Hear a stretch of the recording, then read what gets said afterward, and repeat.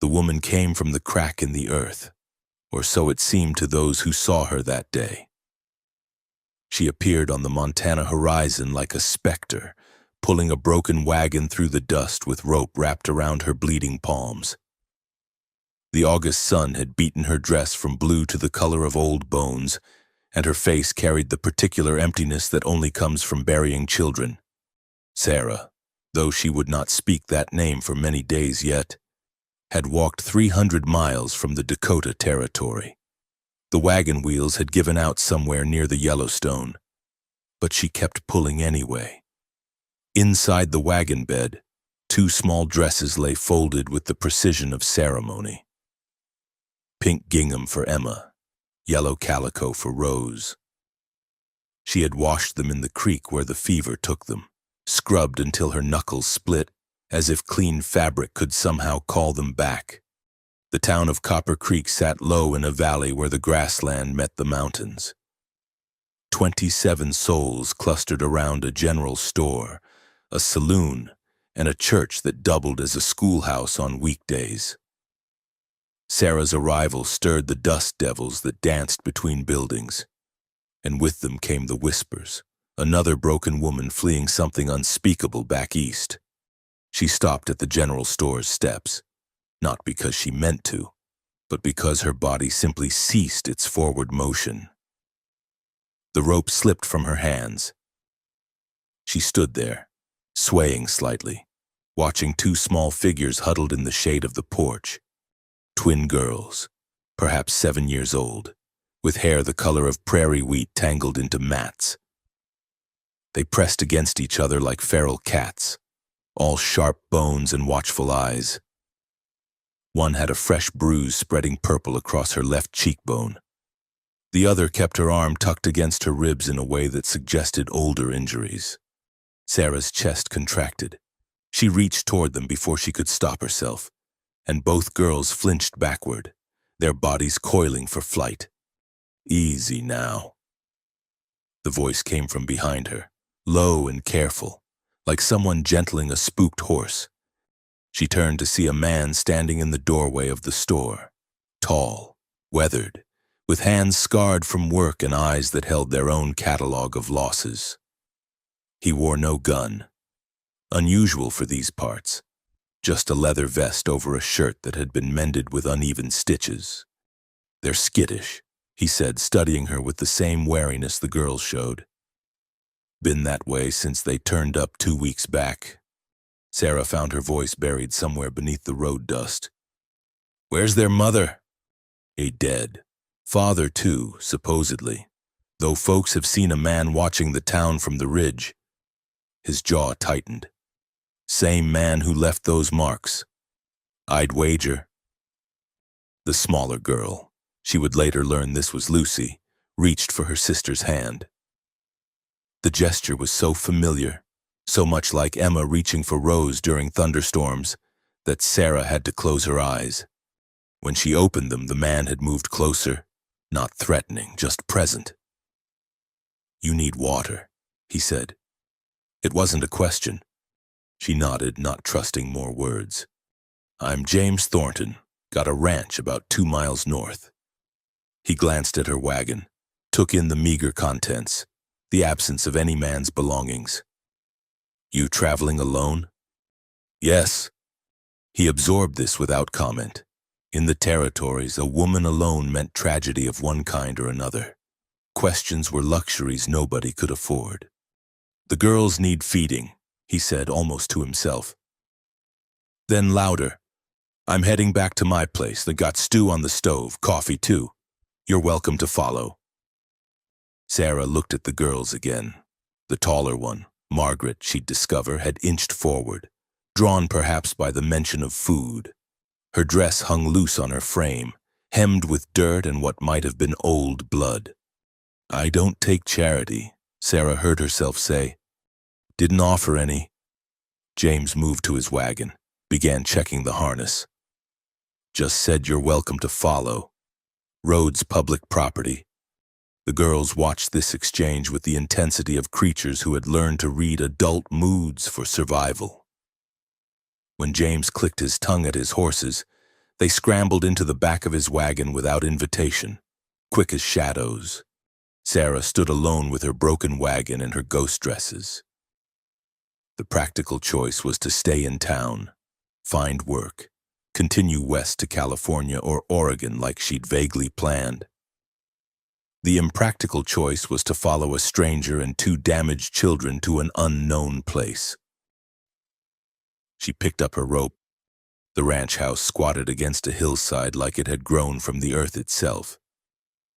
Log walls, a stone chimney, a porch that wrapped around two sides. It spoke of a man who built things to last, who planned for winters and storms and the long years ahead. But Sarah noticed the small things too. Curtains in the windows, faded but clean. A rocking chair on the porch with a quilted cushion. A garden plot to the side, recently tended with rows of vegetables fighting the late summer heat. This had been a woman's home once. James unhitched his horses with practiced efficiency. The girls had vanished the moment the wagon stopped, but Sarah could see them peeking from behind the barn, still deciding whether to trust this temporary safety. "Well's around back," James said without looking at her. "Help yourself, I'll get that stew heated." Sarah found the well and drew water, drinking deep before splashing her face and hands. In the reflection of the bucket, she hardly recognized herself.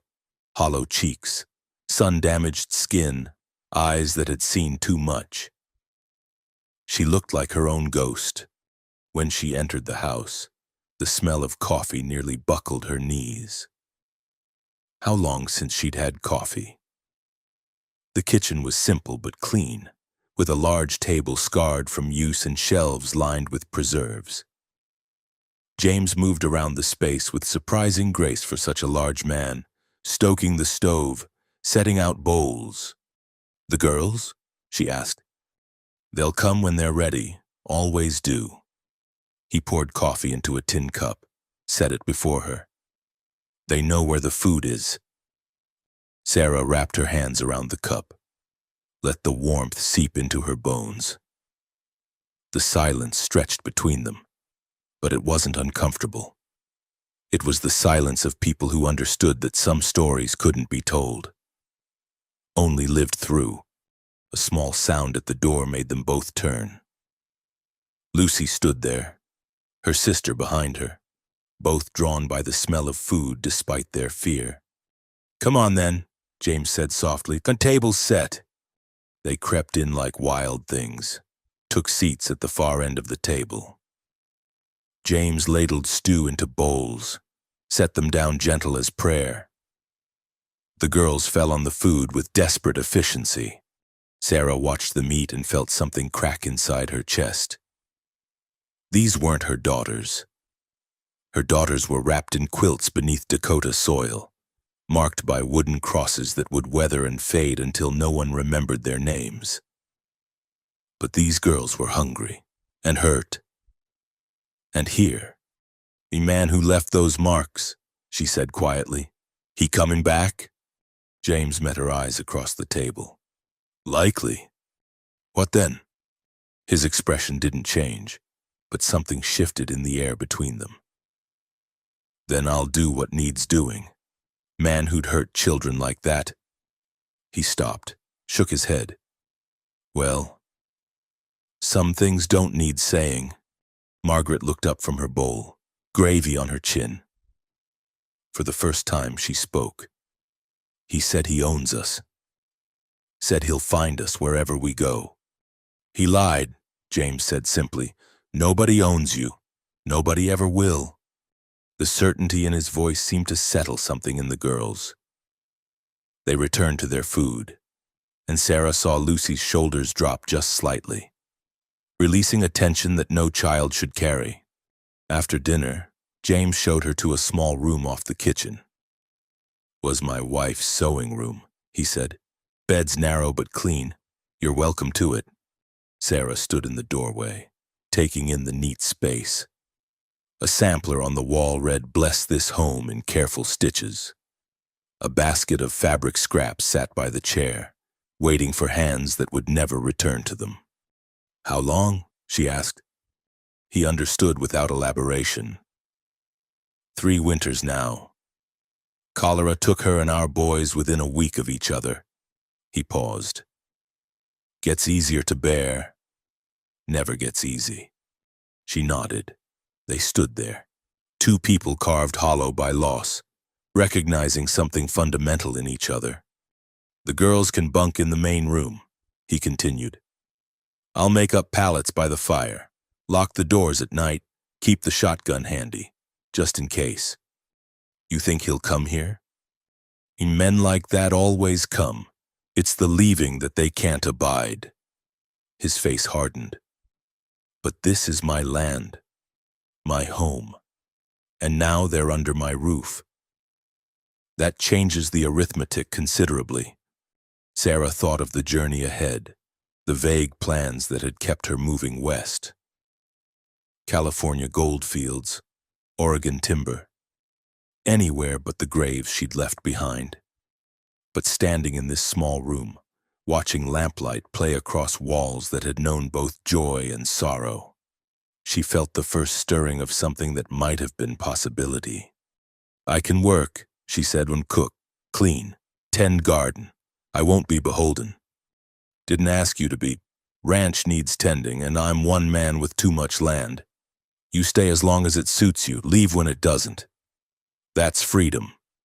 Way I see it. Freedom." Such a simple word for such a complicated thing.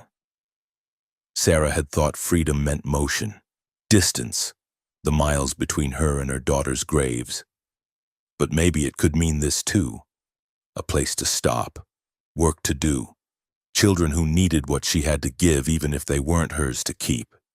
That night, she lay in the narrow bed listening to the house settle around her. Through the thin walls, she could hear James moving about, checking locks, stoking the fire. The girls whispered to each other in the main room, voices too low to make out words but carrying the rhythm of sisters sharing secrets. Outside, coyotes called across the valley, and wind rattled the windows like something trying to get in. But inside was warmth and walls and the breathing of living children. It wasn't home. That was buried in Dakota soil, but it was shelter. For tonight, that was enough. Sarah pulled the quilt up to her chin, noting the careful stitches, the pattern that spoke of long winter evenings and patient hands. Tomorrow would bring its own challenges. The man who'd hurt those girls was out there somewhere, watching. The town would talk. The work would be hard and the pay nothing but room and board. But tonight, 2 girls slept with full bellies. Tonight, a good man kept watch. Tonight, she had traveled far enough. In the darkness, she whispered her daughter's names one more time, like a prayer or a promise. Then she closed her eyes and let the strange new silence of this place wrap around her like grace. The house knew how to hold silence. Sarah discovered this in the early morning hours when she woke to find the world still wrapped in blue darkness. The walls seemed to breathe with old sorrows, settling into their grief like worn leather shaped by use. She dressed quietly and made her way to the kitchen, finding James already there, coffee brewing on the stove. He nodded at her entrance but didn't speak. They moved around each other with the careful choreography of strangers learning to share space, him setting out cups, her slicing yesterday's bread. The girls still slept, curled together like puppies on their pallet by the dying fire. Margaret's arm thrown protective over Lucy's smaller form, even in sleep maintaining her vigil. "They always sleep like that?" Sarah asked softly. "Every night. Won't separate them, even tried giving them the bed. They choose the floor if it means staying together." Sarah understood. She remembered Emma and Rose in their shared crib, tiny fists tangled together, refusing comfort unless it came in pairs. The memory sat like a stone in her throat. James poured coffee, thick and black. Ranch work starts early, but no obligation for you to... I said I'd work. She took the cup, grateful for its heat. What needs doing? He studied her over his own cup. Garden could use attention. Chickens need feeding. Haven't had time for preserving, and the tomatoes are coming in heavy. Normal things, daily things. The kind of work that marked time and season, that anchored a body to the present instead of the past. Sarah nodded. They worked in companionable silence as the sun climbed. Sarah found her rhythm in the garden, hands remembering the feel of soil and green growing things. The tomatoes hung heavy on their vines, some already split with ripeness. She gathered them in her apron, noting which plants needed staking, which rows needed weeding. The girls woke near mid-morning, appearing in the doorway like uncertain shadows. Margaret held Lucy's hand, both of them watching Sarah with those careful eyes. "Hungry?" Sarah asked, not looking at them directly. She'd learned already that direct attention made them skittish. A small nod from Lucy. Sarah emptied her apron of tomatoes onto the porch steps. "Help me carry these in, then we'll see about breakfast." They approached slowly, Lucy reaching for the smallest tomato, cradling it in both hands like something precious. Margaret took two, then looked at Sarah as if waiting for reprimand. "There's plenty," Sarah said. "Take what you can carry." In the kitchen, she set them to washing tomatoes while she mixed biscuit dough. Simple tasks. But she watched Lucy's face relax into concentration, saw Margaret's shoulders drop from their habitual hunch. "My Emma loved tomatoes," Sarah heard herself say. The words surprised her. She hadn't spoken her daughter's names aloud to anyone since the burial. Ate them like apples, juice running down her chin. Margaret glanced up. "Who's Emma?" Sarah's hands stilled in the dough. "My daughter. She died." The simple truth of it hung in the air. Lucy moved closer to Margaret, but their eyes held curiosity now rather than fear. "Our mama died too," Lucy whispered. "The fever took her." "And Papa?" Sarah asked gently. Margaret's face closed. "Gone before that." "Gone, not dead." Sarah filed that distinction away, suspecting she knew what it meant. A father who left, who chose absence over responsibility. And then someone else had found these girls. Someone who left bruises instead of kisses. "Well," Sarah said, returning to her dough, "seems we all know something about losing folks. Maybe that makes us fit company for each other." The morning passed in quiet industry. Sarah taught them to slice tomatoes for drying, to lay them on screens James had built for the purpose. Their small hands worked carefully, and she saw how they flinched when they made mistakes, expecting anger that didn't come. "That's fine work," she told Lucy when the girl arranged her slices in neat rows. Lucy's face bloomed into an uncertain smile, there and gone like sun through clouds. James returned at noon, sweat darkening his shirt. He surveyed the screens of drying tomatoes, the cleaned kitchen, the girls working steadily beside Sarah. "Productive morning," he observed. "The girls are good helpers." Sarah set bread and cheese on the table. "Quick learners, too." She saw him notice how the girls sat closer to the table now, how Lucy reached for bread without looking over her shoulder first. Small progress, but progress nonetheless. After the meal, James pushed back from the table. "Need to check the fence lines. That northernmost section's been worrying me." "The one by the creek?" Margaret asked, then looked startled at her own words. James nodded slowly. "You know it?" We hid there. Before, when we were running." She glanced at Lucy. "There's a hollow tree. We slept in it 2 nights. Sarah saw James process this information, saw him calculate distances and time.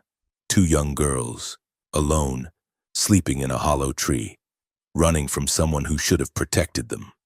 "A good spot," he said finally. "Smart thinking." Margaret straightened slightly at the praise. Lucy found it. She's good at finding hiding places. A useful skill. His voice carried no judgment, only acknowledgement. Though I hope you won't need it here. That afternoon, while the girls napped, exhaustion still claiming them at odd hours, Sarah found herself on the porch with James. He was mending harness leather, fingers working with practiced skill. "You're good with them," he said without preamble. "They're easy to be good to." She watched his hands work the leather. "You said the man who hurt them might come looking." "He might. You seem certain you can handle him." James looked up then, and she saw something in his eyes that made her understand why he wore no gun. This was a man who had no need to display his capacity for violence. It lived in him like banked coals, controlled but ready. "I've handled worse," he said simply. "During the war. After." He returned to his work. Man's got to decide what he'll stand for, what he won't abide. I won't abide a child being hurt. Not on my land. Not anywhere I can prevent it. Sarah thought of her own choices. The long walk from Dakota. The weight of grief that had driven her west. "I couldn't protect mine," she said softly. "The fever came so fast, I tried everything. Willow bark tea, cold baths, prayers. Nothing stopped it. That's different. Sickness isn't cruelty, it just is. The result's the same, children in the ground." James set down his work. "No. The result's you walking hundreds of miles, half dead yourself, stopping to help two girls who needed it. That's not the same at all." She felt tears threaten and blinked them back. She'd shed too many tears over too many miles. "They're not mine. Doesn't matter, love isn't about possession, it's about showing up." The words hung between them, simple and true. Sarah thought of the girls inside, sleeping safe for perhaps the first time in weeks. Thought of this man who'd taken them in without questions, who spoke of protection like a sacred duty. "Your wife," she said, "tell me about her." A smile touched his weathered face. "Mary, tiny woman, barely came to my shoulder, but fierce. Organized the whole valley to build the school. Said children needed learning more than anything." He picked up the harness again. "She'd have loved those girls. Would have had them reading within a week. There are books. Whole shelf full. Haven't had the heart to open them." Sarah understood. After Emma and Rose died, she couldn't bear to see their things. But then came the day she had to pack, had to decide what to carry and what to leave. The dresses came with her. Their dolls stayed behind, buried with them. "These choices we make in grief," she thought. "These small negotiations with memory. Maybe," she said carefully, "maybe the girls would like to see them. Books are meant to be read." James considered this. Maybe so. That evening, Sarah made stew from the preserved beef and vegetables from the garden. The girls helped, Lucy carefully cutting carrots while Margaret stirred the pot. They were beginning to speak more, small observations about the ranch, questions about the animals. "Are there horses?" Lucy asked. "6 of them," James replied, "plus 2 mules for heavy work. Could we see them?" "Tomorrow, if you'd like. They're gentle creatures. Oh, Mary trained them well." Sarah saw how he invoked his wife's name like a blessing, keeping her present in the life of the ranch. It was different from her own sharp grief, but no less profound. After supper, he brought out the books, a Bible, worn from use, a primer with alphabet letters, a book of fairy tales with colored illustrations. Margaret reached for this last one, then pulled her hand back, uncertain. "Go ahead," James said. "The books need reading or they get lonely." Margaret opened it carefully, as if it might dissolve at rough handling. Lucy pressed close, both girls staring at an illustration of a princess in a tower. "Can you read?" Sarah asked. Margaret shook her head. "Mama started teaching us letters, but then so much lived in those unsaid words. Would you like to learn?" Both girls nodded, eyes bright with want. So Sarah began, pointing to letters, sounding out simple words. The girls leaned against her, one on each side, their small bodies gradually relaxing into trust. She felt the weight of them like anchors, holding her to this moment, this place, this purpose. James worked on his ledgers nearby, but she caught him watching sometimes. Something soft in his expression. When Lucy yawned, he stood. "A bedtime for young ranch hands," he said. "Early morning comes quick." The girls went without protest, carrying the book of fairy tales like treasure. Sarah heard them whispering over it as they settled onto their pallet. "Thank you," James said quietly. "For what?" "For showing them they're worth teaching, for being patient, for—" He stopped, shook his head. "Just thank you." Sarah stood to clear the dishes, but he caught her wrist gently. His hand was calloused, warm, careful. "You're healing them," he said. "But don't forget you need healing too." She looked at this man who had lost everything and still opened his home to strangers, who spoke of protection and duty like they were carved into his bones, who touched her wrist like she was something that might break. "Maybe we're all healing each other," she said. He released her hand, but the warmth of it lingered. Maybe so. That night, as Sarah lay in the narrow bed, she listened to the sounds of the house settling. The girls breathing from the main room, steady and peaceful.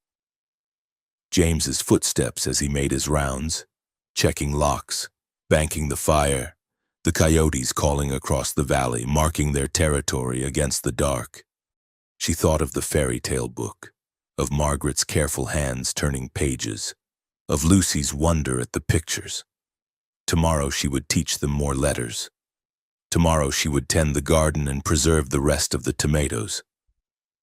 Tomorrow she would continue building this strange new life from the pieces of the old. For the first time since Dakota, the thought of tomorrow didn't fill her with dread. It filled her with something that might have been purpose, might have been hope, might have been the first stirring of home. The Bruises told their story in purple and yellow, a map of violence written on small bodies. Sarah discovered new ones each day as the girls grew comfortable enough to roll up sleeves, to sit without hunching. A handprint on Lucy's shoulder, finger marks on Margaret's upper arms, older injuries, healing into memory but not forgotten. She treated what she could. Arnica for the bruising, willow bark tea for the deep aches that made Lucy whimper in her sleep. But some wounds went deeper than skin, showed themselves in the way Margaret still hoarded food in her pockets, the way Lucy froze at unexpected sounds. "Who did this?" Sarah asked one morning, dabbing salve on a particularly ugly bruise along Margaret's ribs. Margaret stayed silent, but Lucy whispered, "Uncle Josiah. After Papa left and Mama died, he said we belonged to him." "No one belongs to anyone," Sarah said firmly, echoing James's words. "No one." He said different. Margaret's voice was flat, old beyond her years. "Said the law gave him rights.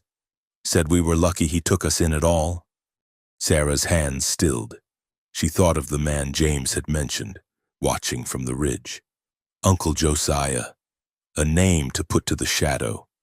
"The law," she said carefully, "doesn't always know what's right, and men who hurt children aren't worth the air they breathe."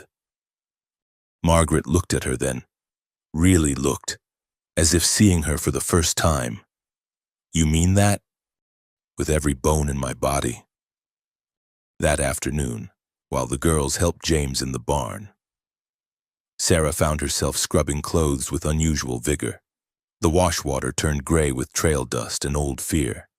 and she attacked each garment as if she could wash away more than dirt. "You'll wear holes in that fabric." She looked up to find James watching from the porch. "Just thinking," she said. About men who think children are property. About the kind of world that lets it happen." James came down the steps, settled on a stump near the washtub. "You know he'll come." It wasn't a question. Sarah nodded, wringing out one of Lucy's thin dresses. "What kind of man is he?" "The kind who takes what he wants, who sees kindness as weakness." James picked up a stick, began stripping the bark. "I've known men like that. During the war, after. They're all the same underneath. Hollow where a soul should be." "And you'll stop him?" "His hands never paused in their work. If he comes onto my land, threatens those under my protection, yes." The certainty in his voice should have frightened her. Instead, she found it comforting. Here was a man who understood that sometimes violence was the only language some people understood. "I won't let them be taken," she said. "I've lost enough. I won't lose them too." "They're not yours to lose." The words stung, but she heard the gentleness beneath them. "No, but they're mine to protect. For as long as they need it." James looked at her then, something shifting in his expression. "That's all any of us can do. Protect what's in front of us, for as long as we're able." 2 days later, the shadow on the ridge became a man. Sarah saw him first, a dark figure against the morning sky, sitting his horse with the patience of a hunter. Her hands tightened on the garden hoe, and she forced herself to breathe normally. The girls were inside, helping with bread. Safe, for now. She walked to where James was splitting wood, kept her voice low. "Ridge. North side." He didn't look up, just nodded and sank the axe deep into the chopping block. "Go inside. Keep the girls away from windows." James." "Please, Sarah." She went, finding the girls elbow deep in flour, laughing at something the first time she'd heard them truly laugh. The sound died when they saw her face. "What's wrong?" Margaret asked, that old wariness creeping back. "Nothing's wrong. Just thought we might read while the bread rises, and would you like that?" Lucy nodded eagerly, but Margaret's eyes narrowed. She was learning to read more than just letters. She was learning to read adults, to parse the meaning beneath words. They settled by the fire with the fairy tale book, but Sarah could barely focus on the words. Her ears strained for sounds from outside. James's footsteps on the porch, the creak of the door, the metallic sound of him checking the rifle. "You're scared," Margaret said quietly. Sarah looked at the girl's two knowing eyes. "Cautious," she corrected. "There's a difference." "Is it him, Uncle Josiah?" Lucy shrank against her sister at the name. Sarah put an arm around each girl, drew them close.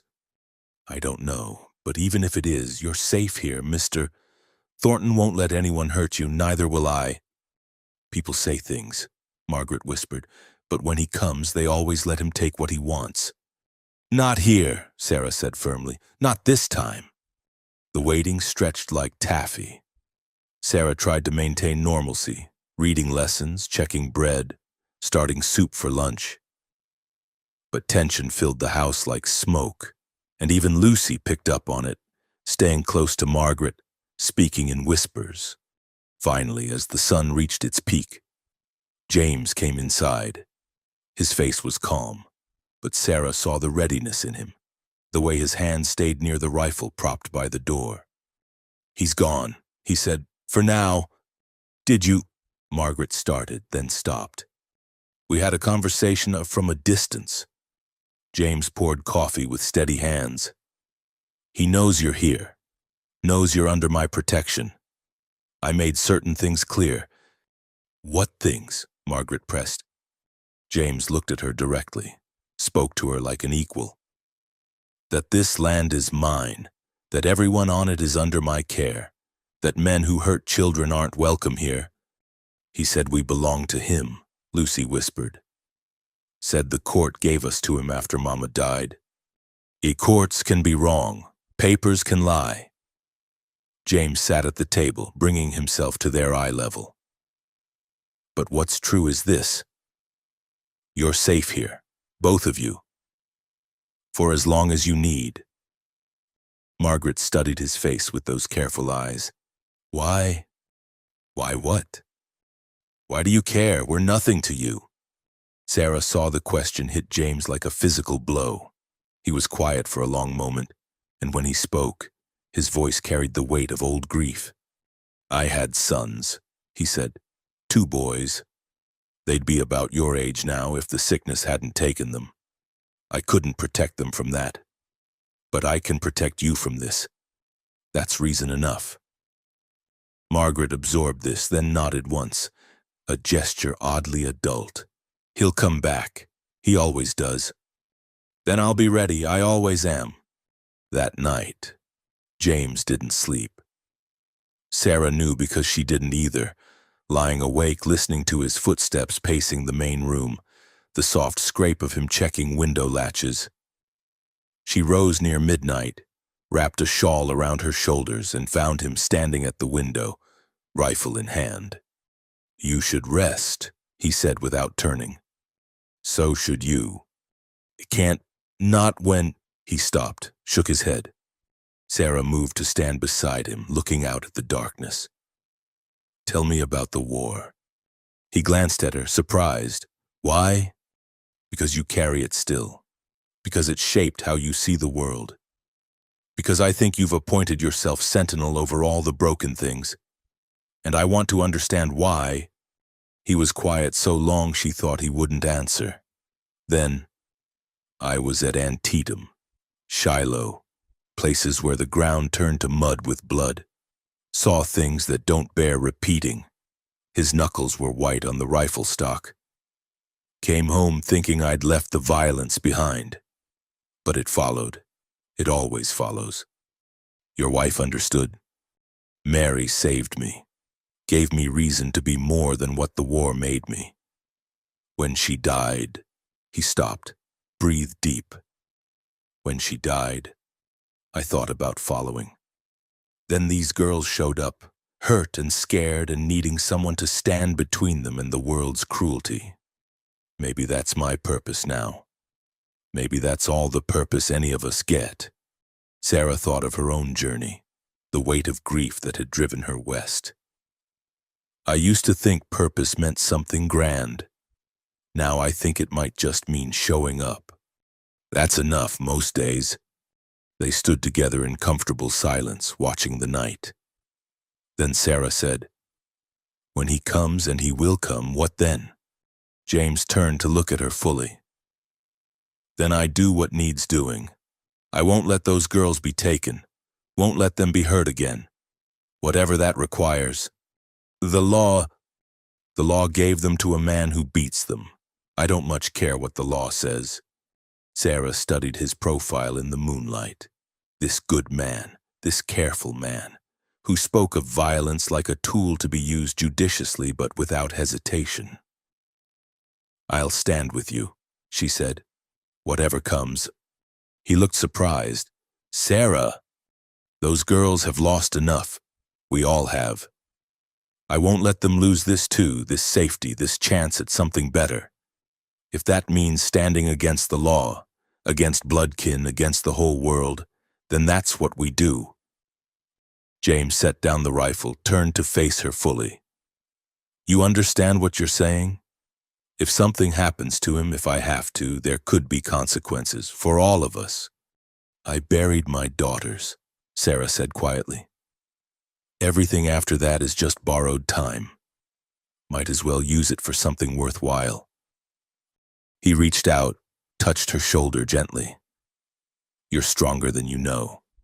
No, I just don't have anything left to lose. That's not true. His hand was warm through the thin fabric of her nightgown. You have them. You have... He stopped, pulled his hand back. What? She prompted softly. You have this place. If you want it. This home. This... He gestured helplessly at the space between them, unable to name what was growing there. Sarah felt something crack inside her chest, a fissure in the wall she'd built around her heart.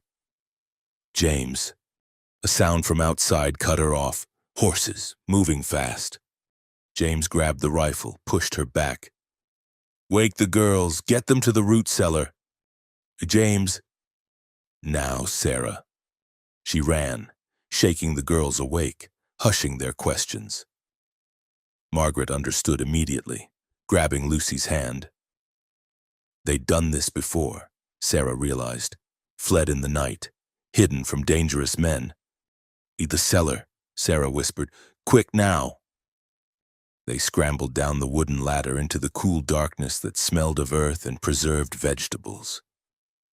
Sarah pulled the door closed above them, plunging them into blackness. Lucy whimpered, I don't like the dark. Shh. Sarah gathered both girls close. It's just for a little while, until Mr. Thornton says it's safe. They huddled together, listening, footsteps above, voices muffled but tense.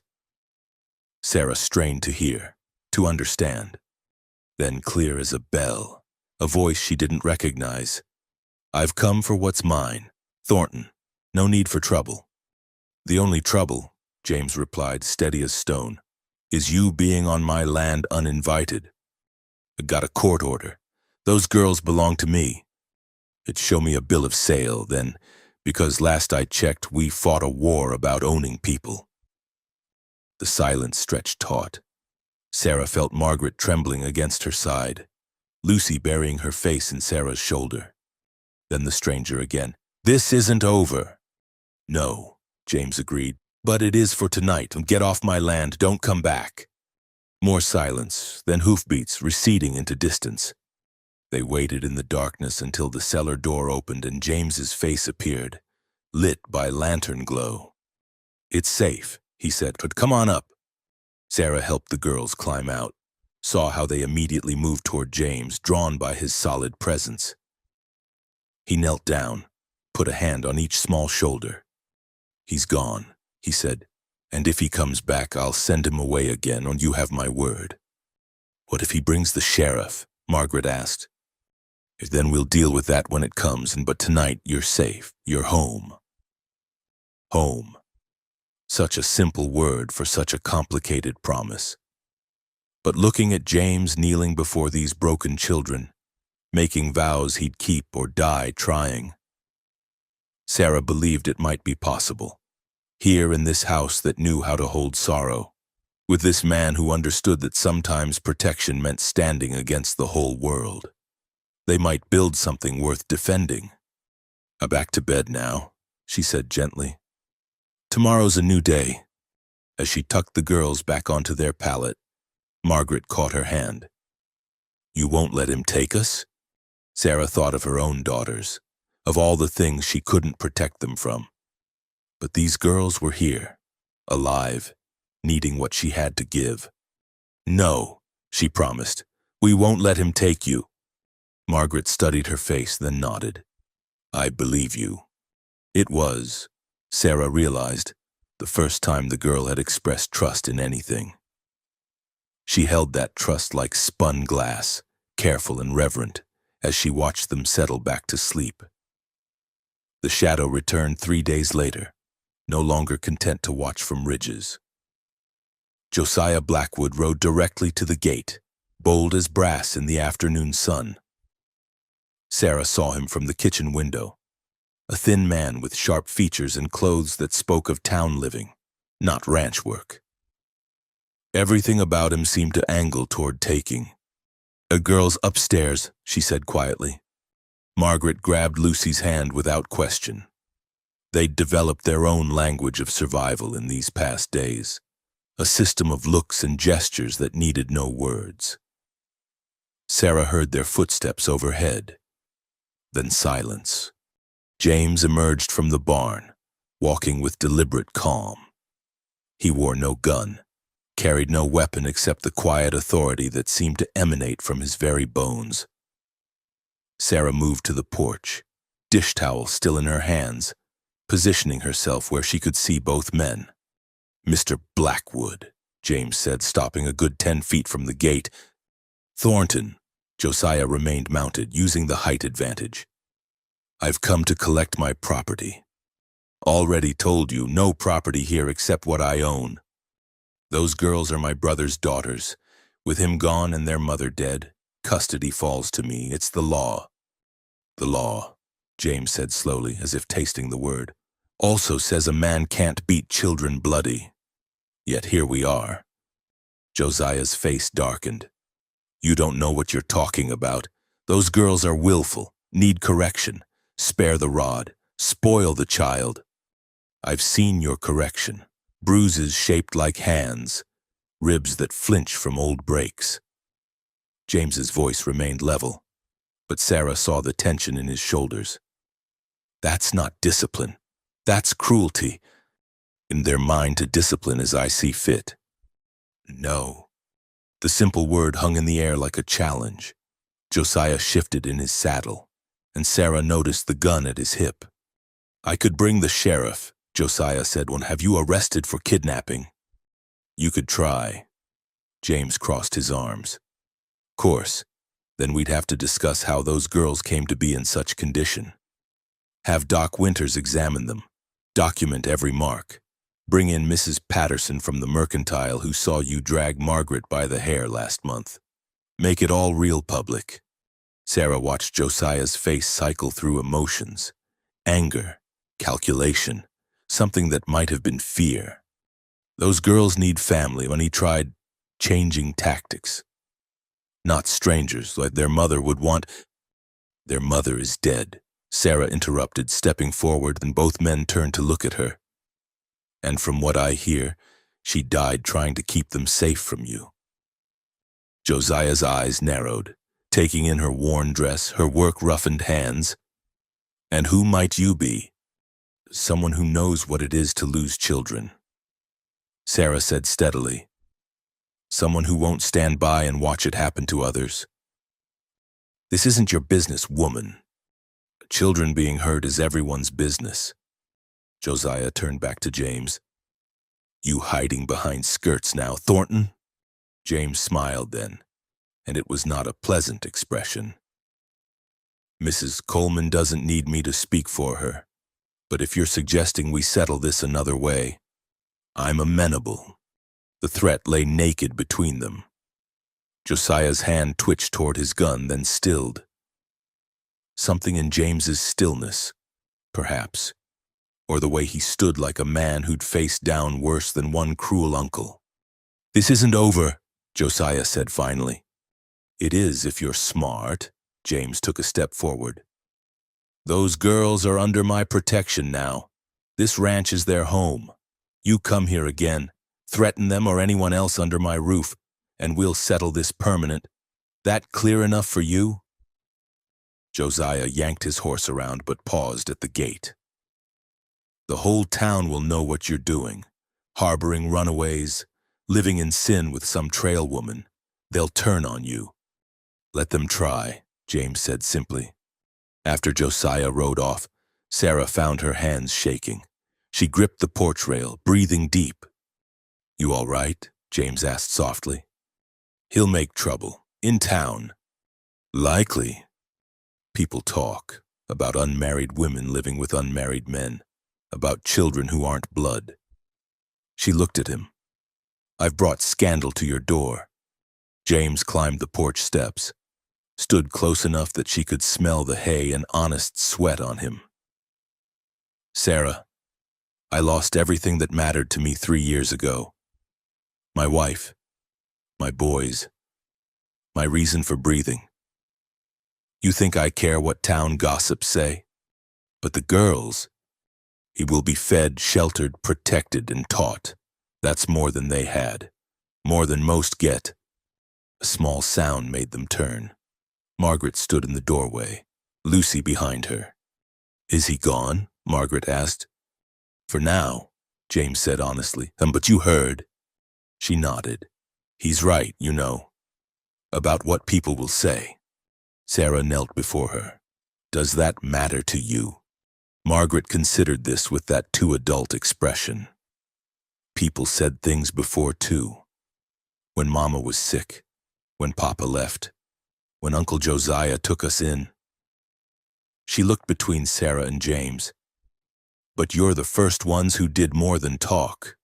Lucy pushed past her sister, wrapped her arms around Sarah's neck. Don't make us leave, she whispered. Please.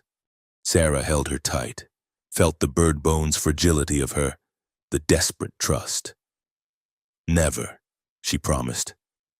You're staying right here. But she wondered, as she held the child, whether that was a promise she could keep. Town came 2 days later, or at least a delegation of it. Sarah saw them from the garden, 3 women in their Sunday best despite it being Thursday, riding in a wagon with backs straight as fence posts. James, she called quietly.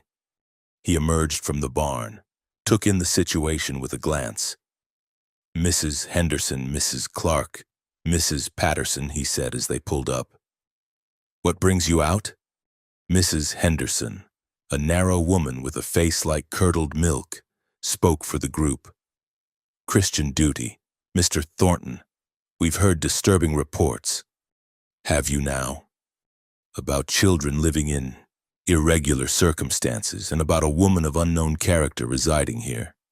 Sarah stepped forward, but James caught her arm gently. Let me handle this, his touch said. The children you speak of, he said calmly, were starved, beaten, and sleeping in a hollow tree when I found them. Now they're fed, safe, and learning their letters. As for Mrs. Coleman, she works for room and board, helps with the house and the girls, all proper and above board. Mrs. Clark, younger than the others but no less rigid, sniffed. Mr. Blackwood says those children are his legal wards, that you're harboring runaways. Mr. Blackwood, James said, his voice cooling, is the reason those girls have bruises shaped like boot heels. But if you'd like to examine his fitness as a guardian, I'm sure Doc Winters would share his professional opinion.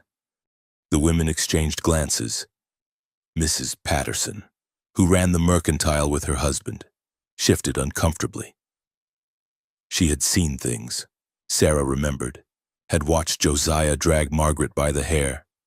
Still, Mrs. Henderson pressed on, a bachelor and a widow, unchaperoned. With 2 children in the house, Sarah interrupted, unable to stay silent. Hardly unchaperoned. And I'll remind you that Mr. Thornton took us in out of Christian charity when we had nowhere else to go. Would you have preferred he turn away children in need? Mrs. Henderson's mouth pursed tighter. There are proper channels. The church orphanage is full, James said flatly, and wouldn't take girls with a living relative anyway. Would send them right back to Blackwood. Perhaps that's where they belong, Mrs. Clark suggested. A small gasp from behind made them all turn. Lucy stood on the porch, eyes wide with fear. Margaret appeared beside her, face set in hard lines. We won't go back, Margaret said clearly. We'll run again first and keep running till we die. The starkness of it, the matter-of-fact way she spoke of death as preferable to returning, seemed to shake even Mrs. Henderson. Children exaggerate, she said weakly. Margaret stepped forward, rolled up her sleeve. The bruises had faded to yellow-green, but the shape was still clear. Adult fingers wrapped around a child's arm. Did I exaggerate this? She asked. Sarah moved to the girls, put a protective hand on each shoulder. These children have found safety here. I won't let anyone take that from them. And who are you to make such decisions? Mrs. Henderson demanded. A woman alone, no husband, no family. She has family, James said quietly, aren't you? She has us. The words fell into sudden silence. Sarah felt them resonate through her chest, simple and true and terrifying in their implication. Mrs. Patterson cleared her throat. Well, I suppose, that is, if the children are being cared for, They are, James said firmly. Now, if there's nothing else, I have work to do. It was a dismissal, polite but clear. The women had no choice but to leave, though Mrs. Henderson muttered about propriety and what the minister will say. After they were gone, Sarah sank onto the porch steps. The girls pressed close, Lucy crawling into her lap while Margaret sat rigid beside her. They'll make trouble, Margaret said. Let them. James sat on her other side, solid and reassuring. This is our home, our family, such as it is. Nobody's changing that. Family, Lucy repeated softly like she was testing the word. Sarah thought of her daughters, buried in Dakota soil. Thought of the family she'd lost, the future she'd thought died with them. But here were these girls, damaged but healing. Here was this man, offering protection and something that might grow into more. Yes, she said, family. That night, after the girls were asleep, Sarah found James on the porch, keeping watch as had become his habit. They'll talk, she said, joining him. Make our lives difficult. Likely. He might turn the whole town against us. Might. She studied his profile in the moonlight. Why aren't you worried? He turned to her then, and something in his expression made her breath catch. Sarah, I spent 3 years alone in this house, walking through rooms full of ghosts. Then you showed up with all your hurt and determination, and those girls with their need, and suddenly the house was alive again. You think I care what a bunch of gossips say about that? But your reputation... My reputation? He laughed, short and sharp. I'm the man who came back from war different, who buried his family and turned hermit. They already whisper about me. At least now they'll whisper about something good. Sarah felt tears prick her eyes. I don't want to bring you harm. You've brought me back to life, he said simply. The rest is just noise. She reached out, took his hand. It was the first time she'd touched him deliberately, and she felt him still. The girls called us family, she said softly. Yes. Is that what we are? His fingers tightened around hers. I don't know what we are, Sarah. But I know those girls need us both. Know this house needs voices again. He stopped, struggled for words. I know I sleep better knowing you're here. That when I see you teaching them letters or working in the garden or just standing in the kitchen, something in my chest eases. Is that family? Is it something else? I don't have words for it. Maybe we don't need words yet, Sarah said. Maybe we just need to keep showing up. I can do that. They sat together in comfortable silence, hands linked, watching the stars wheel overhead. Inside, the girls slept safe. Tomorrow would bring new challenges. Josiah wouldn't give up easily. The town would gossip. Winter would come with its own demands. But tonight, they had this, a porch, a purpose, a peculiar family stitched together from loss and need and the stubborn human capacity to try again. Sarah, James said eventually. I'm glad you pulled that broken wagon into town. Glad you stopped at my store. Glad you stayed. She squeezed his hand. So am I. And she was. Despite everything, the grief that still lived in her chest, the uncertainty of tomorrow, the weight of other people's judgment, she was glad. Because sometimes salvation came not in grand gestures but in small ones. In teaching letters to wounded children, in sharing coffee with a grieving man, in choosing to stay when leaving would be easier. The night wind carried the scent of coming autumn, of change and harvest and the endless cycle of ending and beginning. Sarah breathed it in, felt it fill the empty spaces inside her with something that might, eventually, grow into hope. The town's whispers grew teeth. Sarah felt them gnawing at the edges of their makeshift peace every time she ventured to the mercantile. Women who had once nodded politely now turned their backs, Men lingered too long with their stares, making assumptions about a woman who lived with a man not her husband. 3 pounds of flour, she told Mr. Boone Patterson, keeping her voice steady. He measured it out in silence, but she caught him glancing toward the door where his wife stood talking with Mrs. Henderson. Their voices carried just enough. Living in sin, those poor girls exposed to such immorality. Sarah's hands clenched on her purse. She thought of Lucy's laughter that morning, of Margaret finally eating without checking over her shoulder first. Whatever the town thought, those girls were healing. "That'll be 40 cents, Patterson said, not meeting her eyes.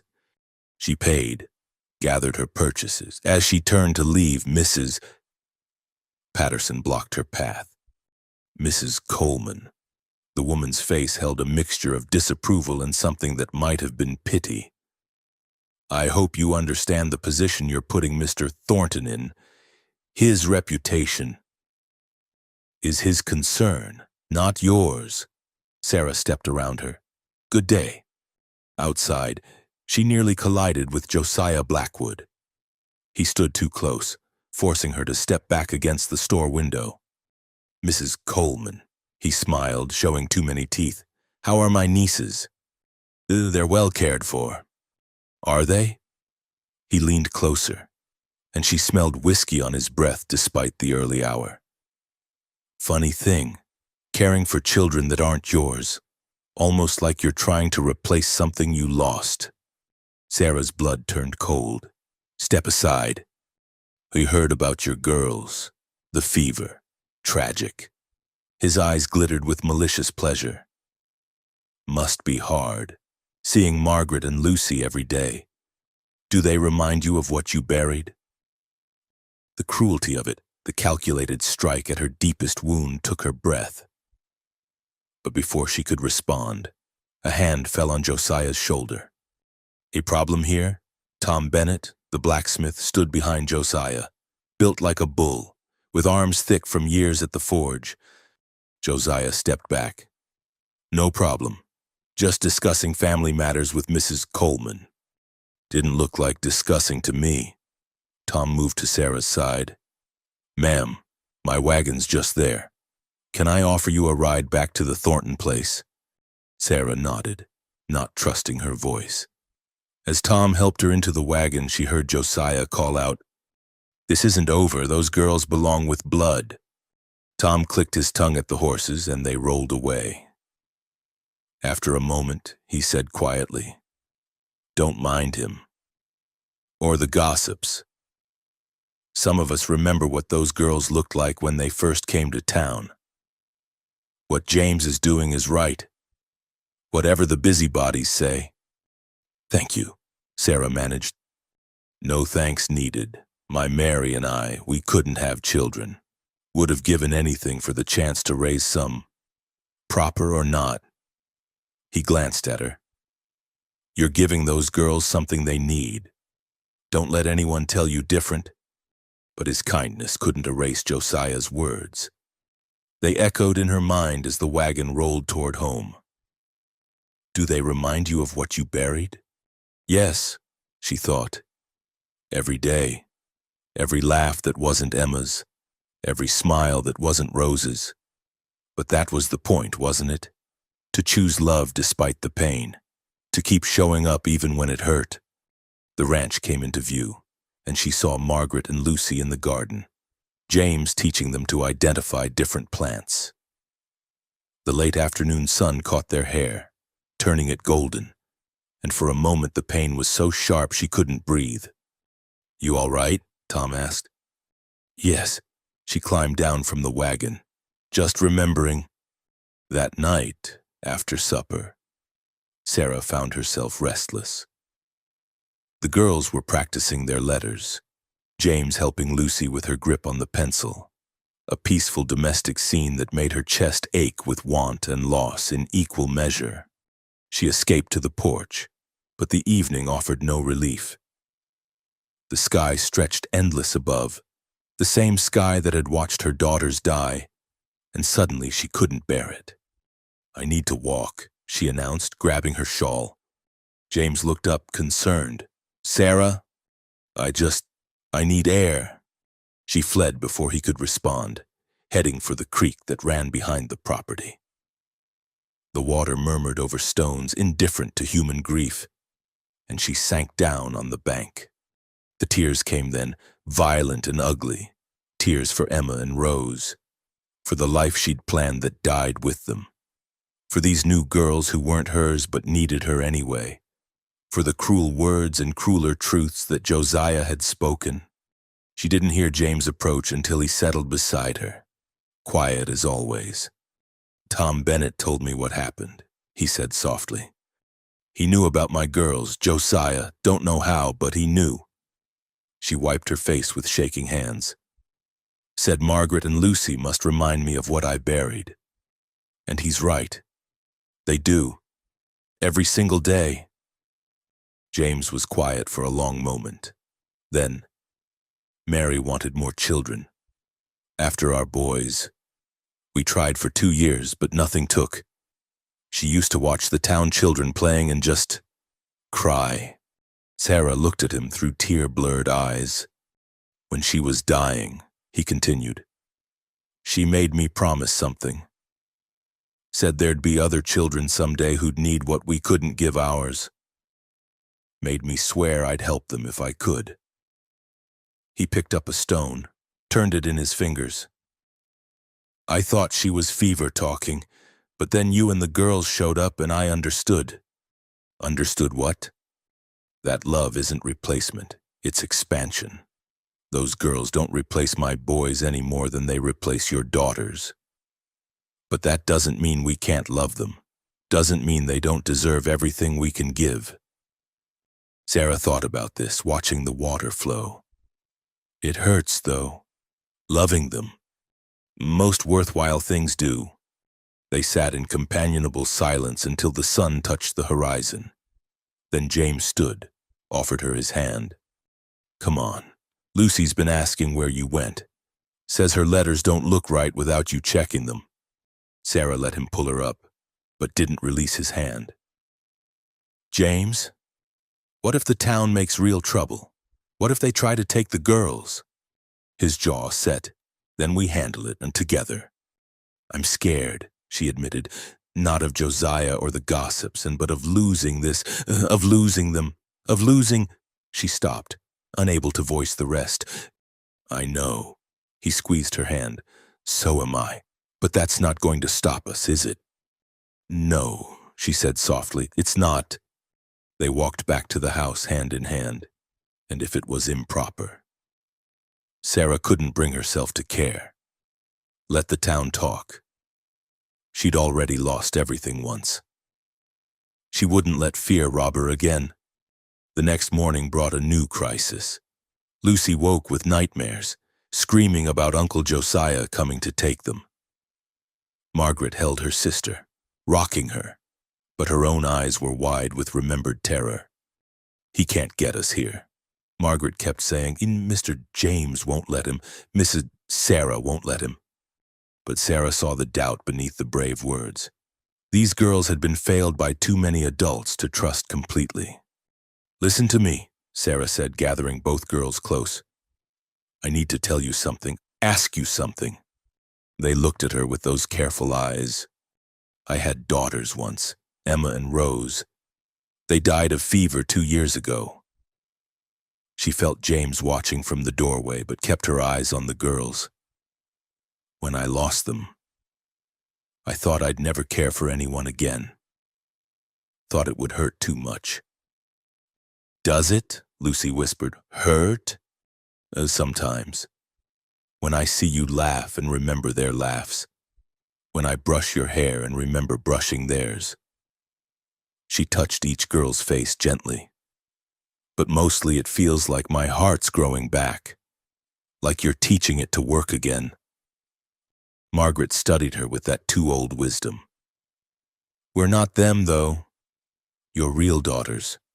No, you're you, and that's exactly who I want you to be. Sarah took a breath. But I need to know if things get hard, if the town makes trouble, If we have to leave here, would you trust me? Would you come with me? You leave Mr. James. Lucy's voice went small. Sarah glanced at James, saw her own fear reflected in his eyes. Hopefully not. But if we had to keep you safe, we'd go, Margaret said firmly. Both of us, that we trust you. Lucy nodded against her sister's shoulder. You came back. When you went to town and we thought maybe you'd keep going. But you came back. I'll always come back, Sarah promised. So will I, James said from the doorway. This is our home, all of us, and I'll protect it and everyone in it with everything I have. That afternoon, while the girls napped, exhausted from their disturbed night, Sarah found herself in Mary's sewing room. She'd been mending the girls' clothes, but her hands stilled on the fabric. The room still held traces of another woman's life, the sampler on the wall, the basket of fabric scraps, the window that looked out on the garden Mary had planted. She would have loved you. Sarah turned to find James in the doorway, who Mary, he clarified, would have loved how you are with the girls, how you've brought life back to this place. I'm not trying to replace her. I know. He entered the room, ran his fingers over the quilt frame in the corner. But I won't lie and say I don't notice similarities. The way you hum when you cook, how you test the bread dough, little things that are you but remind me life goes on. Sarah set down her mending. Is that wrong, that we're finding something new in all this loss? If it is, I don't want to be right. He met her eyes. Sarah, what's happening here with the girls, with us? It's not what either of us planned. But maybe that's the point.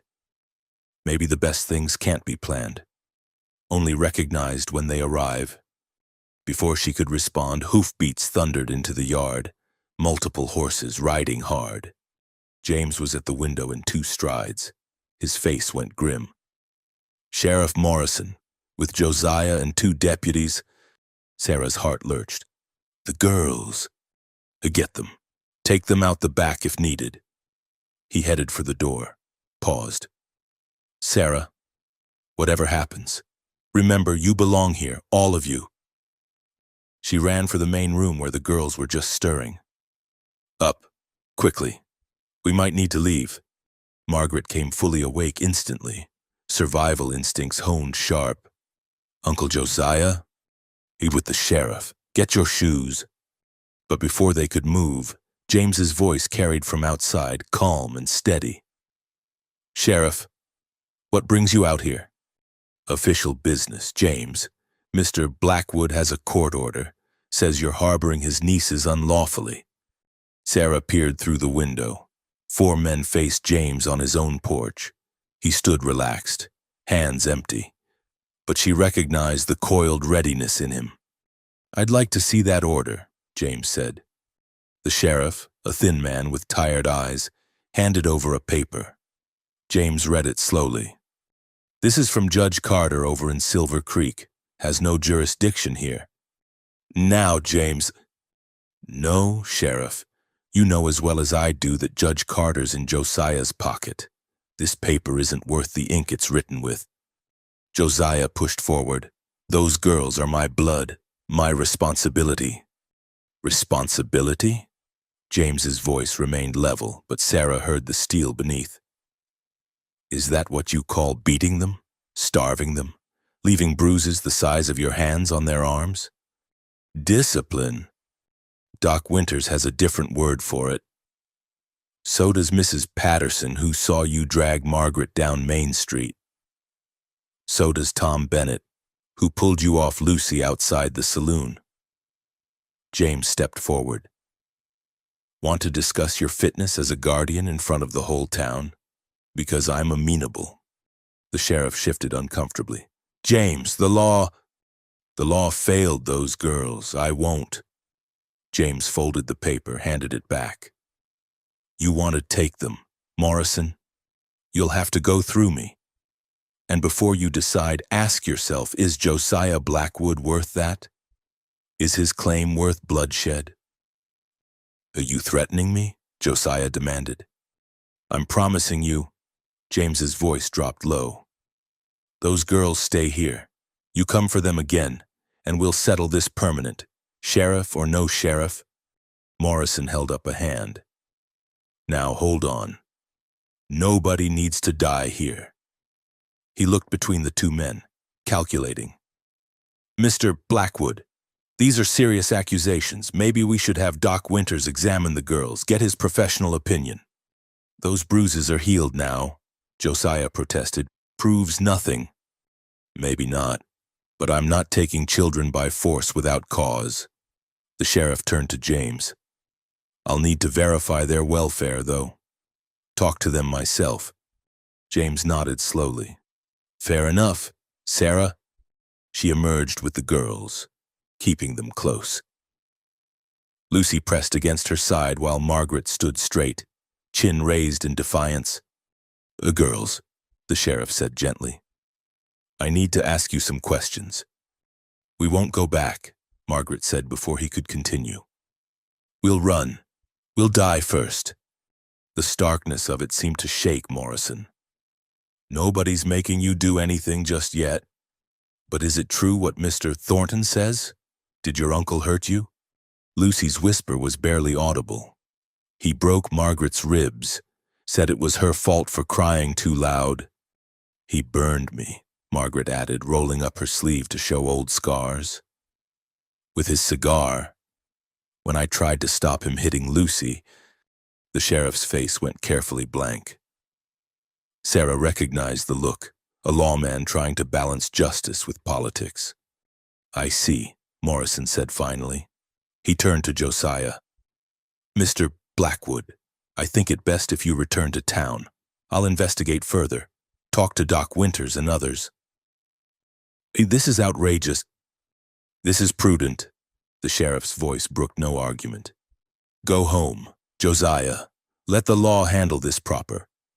Josiah's face twisted with rage, but he mounted his horse. As he wheeled around, he locked eyes with Sarah. This isn't over, he snarled. Those girls are mine by rights, and you're nothing but a woman trying to steal what isn't yours. I'm a woman who knows the difference between ownership and love, Sarah replied steadily. Pity you never learned. After they left, James gathered them all inside. The girls clung to Sarah, trembling with delayed fear. He did good, both of you, he told them, but it spoke the truth, and that took courage. Will the sheriff make us go? Lucy asked. No, James said firmly. Morrison's a decent man. Even if he bends with the political wind, he saw the truth today. But Sarah wondered. The law had a way of favoring men like Josiah, men with connections and cruel persistence.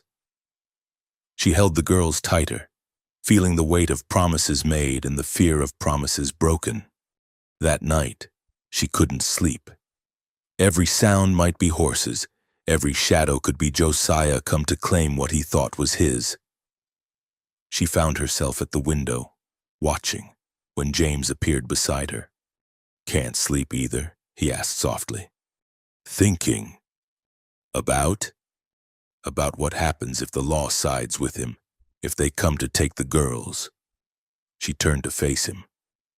I won't let them go, James. I've lost too much already. We won't let them go, he corrected, and if the law fails us, then we make our own justice. You'd do that? Risk everything? He touched her face gently, a caress so tender it made her breath catch. Sarah, I already lost everything that mattered. Then you three showed up and gave me reasons to care again. You think I'd let anybody take that away? She leaned into his touch, allowing herself this moment of comfort. The town will turn on us completely. We might have to run. Then we run, together. His thumb traced her cheekbone. I'm not a man who makes promises lightly, but I promise you this. Those girls will grow up safe and loved, whether it's here or somewhere else. Whether the law approves or not, they'll have what they deserve. And us, she whispered. What will we have? Whatever we choose to build. He leaned closer, and she could feel his breath on her face. I'm a patient man. Sarah, I can wait until you're ready. But know this, you're not just here for the girls anymore. You're here because I want you here. Because this house is better with you in it. Because A sound from the main room cut him off, one of the girls whimpering in sleep. Sarah pulled away reluctantly. I should check on them. We both should. They found Lucy thrashing in her blankets, caught in another nightmare. Margaret was trying to soothe her, but tears tracked down her own face. He was here, Lucy sobbed. He took us away and you couldn't stop him and… Shh. Sarah gathered her close while James knelt beside Margaret. Just a dream. You're safe. But what if… No what ifs, James said firmly. Only what is. And what is that you're here, you're safe, and we won't let anyone take you. They stayed with the girls until both fell back asleep. Then Sarah and James returned to their vigil at the window, watching the night and waiting for whatever morning would bring. I thank you, Sarah said softly. For standing up to them, for risking your reputation, maybe your freedom, for choosing us. No choice to it, James replied. Sometimes life brings you exactly what you need, even if it's not what you expected. You three are what I needed. Simple as that. Sarah reached for his hand in the darkness, and they stood together. Two people who'd lost everything finding something new in the ruins. Outside, the night stretched on, full of threats and promises in equal measure. But inside was warmth and purpose and the quiet breathing of children who trusted them to keep the darkness at bay. It wasn't the life either of them had planned, but as Sarah had learned, the best things rarely were. Dawn came gray and silent, bringing with it a decision Sarah had wrestled with all night. She stood at the kitchen table, her few possessions laid out before her, the two small dresses, a worn photograph, her mother's silver comb. Everything she owned fit in a single carpet bag, just as it had when she'd arrived. The girls still slept, exhausted from their night terrors. James was in the barn, tending stock, giving her the solitude she'd asked for, but she could feel his presence like a weight, knowing he sensed what she was planning. She folded Emma's pink gingham carefully, then Rose's yellow calico. Her hands trembled as she wrapped them in paper. These dresses had traveled so far, carrying the memory of laughter and fever, of small hands that would never again reach for her. You're leaving? Margaret stood in the doorway, not asking but stating. This child who'd learned to read adult intentions like weather signs. Sarah's hands stilled. I'm thinking about it. Because of Uncle Josiah, because of what the town says, because I want you safe, both of you. Sarah turned to face her. Sometimes the best way to protect someone is to remove the threat. If I go, he'll still come for us. Margaret moved into the room, old beyond her years. You think it's about you? It's about ownership, about pride, about a man who can't stand being told no. Sarah sank into a chair. This child spoke truths that grown folks danced around. You're scared, Margaret continued, not of him, of losing us like you lost them. She gestured at the dresses. But running won't change that. We'll still be here, still be in danger. Only we'll be without you. You have James. We need you both. Margaret's composure cracked, showing the frightened child beneath. Please, everyone leaves us. Papa, Mama, don't you leave too. Sarah pulled her close, felt the girl's tears soak her shoulder. Oh, sweetheart. I know we're not yours, Margaret whispered. Not really, but couldn't we be? Couldn't we just decide that we are? The simplicity of it, the idea that family could be chosen rather than merely born. took Sarah's breath. She thought of James's words. Love isn't about possession. It's about showing up. You are mine, Sarah said fiercely. Both of you in every way that matters.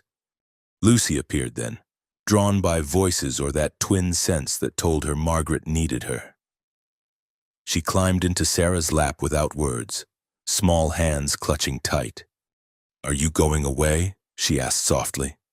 Sarah looked at these two girls who'd survived so much, who offered their trust like fragile gifts. She thought of her own daughters, of the love that had nowhere to go after they died. Here was somewhere. Here was purpose.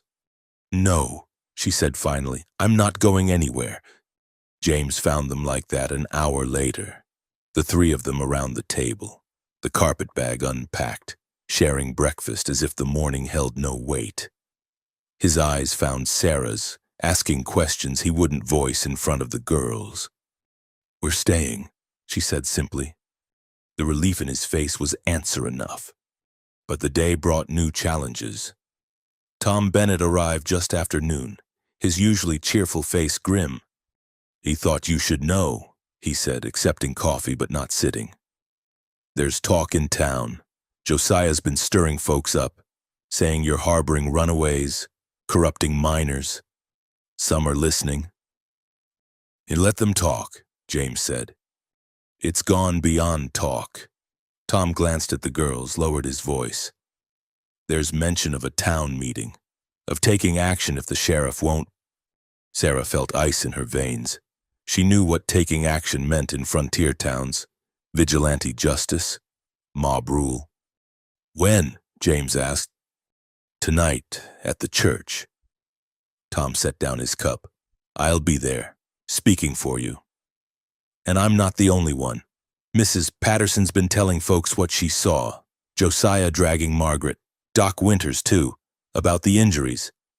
But Josiah's got influence, and fear makes people stupid. After Tom left, they went about the day's work with forced normalcy. But Sarah saw how James checked the windows, how he kept the rifle close. The girls sensed it too, staying near, speaking in whispers. As evening approached, Sarah made a decision. I'm going to the meeting. James turned sharply. No! They're talking about us, about our family, but I won't hide while others decide our fate. Sarah. Would Mary have hidden? The question stopped him cold. Sarah saw him think of his fierce wife who'd organized the whole valley, who'd fought for what she believed. No, he admitted. She'd have marched in there and given them all a piece of her mind. Then that's what I'll do. We'll do, he corrected, but the girls, I'll watch them. Tom Bennett stood in the doorway. Figured you might need help. My Mary's in the wagon. She'll stay here with me and the young ones while you face down those fools. Sarah had never seen the inside of Copper Creek's church except in passing. Now it was packed with bodies and judgment, voices raised in anger and fear. She and James entered together, and the crowd fell silent.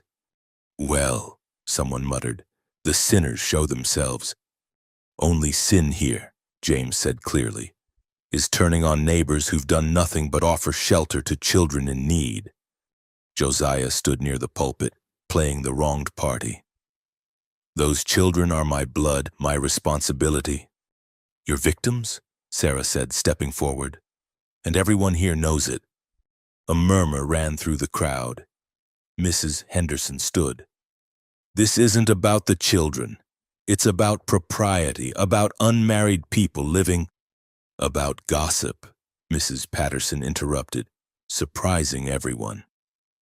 While we're all here talking about propriety, 2 little girls are sleeping safe for the first time in months. Which matters more? The law, Josiah began. The law that lets you beat children? Doc Winters rose, his medical bag in hand. I've documented every injury, broken ribs, burn marks, bruises in the shape of hands.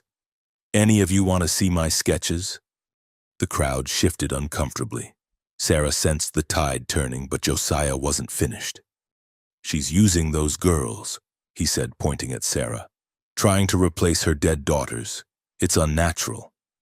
The words hit like physical blows, but Sarah stood straight. "Yes, I lost my daughters. Yes, it nearly killed me. And yes, Margaret and Lucy remind me of them every single day."